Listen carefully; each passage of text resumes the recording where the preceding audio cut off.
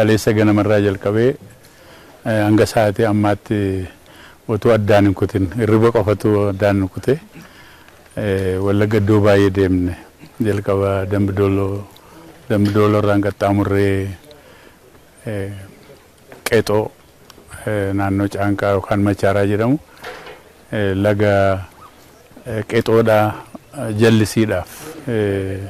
gara hektaara 5,000 ol abbaa warraa 10,000 ol immoo kan jiraachisuu danda'u jallisiin hojjetamuu isaa lafichis bareedee jallisiin hojjetame waan nama gammachiisuu fi haalli iddoo sanaadhaa baay'ee gammachiisaa ta'uu isaa argine. Uummatis immoo gaafa dhufnu simannaa guddaa nu godhee Wallagga gaafa Finfinnee teenye yookaan biyya alaa yookaan fagoo teenye ilaallu akka fagoo irraa ilaalan miti. Waan nama gammachiisuu fi haalli iddoo sanaadhaa baay'ee gammachiisaa ta'uu isaa argine. Uummatis immoo gaafa dhufnu simannaa guddaa nu godhee Wallagga gaafa Finfinnee teenye yookaan biyya alaa yookaan fagoo teenye ilaallu akka fagoo irraa ilaalan miti. Haala gaariirra jira. Afurri uummataa gaariidha. Simannaan uummataa gaariidha. Gammachuu guddaadhaan nu simatee achirraan immoo qaxxaamurree gara Ganjiitti tarkaanfanne. Ganjii naannoo warqeen irraa lommoxamu lafa bal'aa hektaara bal'aa hojii bal'aan keessatti hojjetamaa jiru. Hojiin kun gaafa xumuramee jedhu galii guddaa biyya kanaatiif misooma naannoo kanaatiifis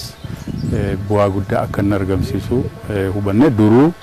albuuda gurguddaa taadhii ta'uu ishee qabeenyaa gurguddaa lafa kana keessas irra keessas jiraachuu isaanii beekna garuu qabeenya kana baafnee itti dhimma ba'uudhaaf keessumaa waggoota muraasaa as hawwii guddaatu ture Wallagga keessatti amma garuu sochii guddaan deemaa akka jiru agarree jirra. Achirraa immoo gara Arjoo Guddattuu gara sanattis ceenee dhagaa boba'aa yookaan immoo cilee koolsa warri faranjii jedhan warshaa guddaan achitti ijaaramee waan nama gammachiisu waan iddoo sanatti ijaaramee jira jedhamee namni yaanne lafa bal'aa irratti ijaaramee maashinoota hedduun achirratti ijaaramanii hojii isaanii jalqabanii hojjechaa jiraachuu isaanii waan abdii guddaa namaa kennu argine jechuudha. Achi immoo ceenee gara Arjoo Guddaadhaan daangaa Jimmaa qarqara Arjoo Guddaa irratti immoo hidhaan laga dhidheessaa Arjoo dhidheessaa jedhamu immoo inni immoo lafa meetirik kiubiik biliyoona 2 ol biliyoona 2.5 ol bishaan qabachuu kan danda'u infraastiraakchariin isaa hojjetamaa diriiraa akka jiruuf yeroo gabaabaa keessatti akka inni xumuramu abdii guddaa kan namaa kennu ta'uu isaa agarree jechuudha. Achi immoo magaalaa Naqamtee kanan keessatti baradhee guddadhee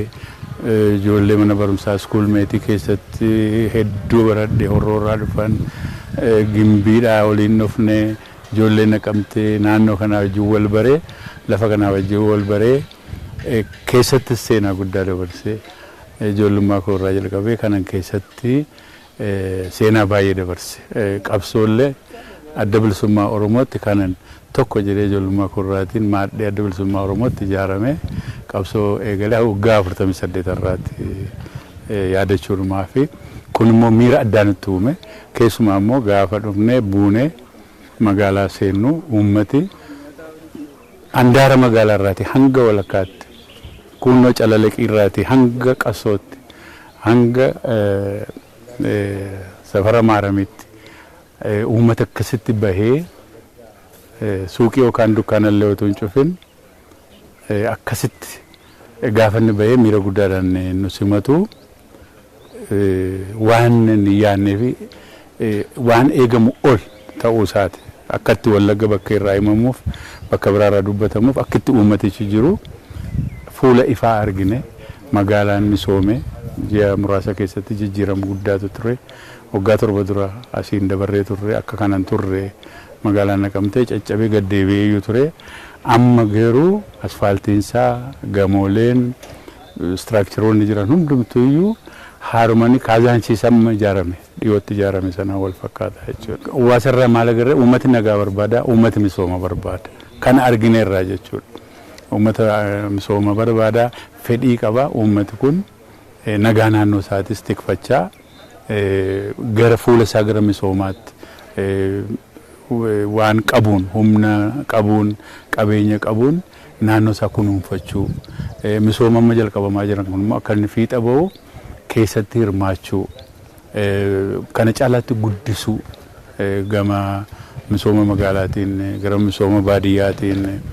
gara jallisiitiin gara hoteelota ijaaruutiin fuula dinagdee fuula misooma hundumaatiin uummata naannoo kana qabeenya guddaa qaba kennaa guddaa qaba laftichi kenneera isa kanatti itti gargaaramuudha hojii barbaada biyya arabaa dhaquu biyya biraa dhaquu tunteen asuma jira hojiin as jira namoota keenya bakka biraa jirallee biyya alaa jirallee dhufanii naannoo isaanii akka misoomsan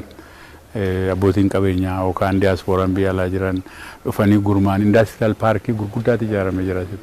lafa bal'aa hektaara hedduu irratti ijaaramee jira isaan kanallee dhufanii sheedii fudhatanii akka isaan wal gurmeessanis haa ta'u mata mataatiinis haa ta'u dhufanii akka hojii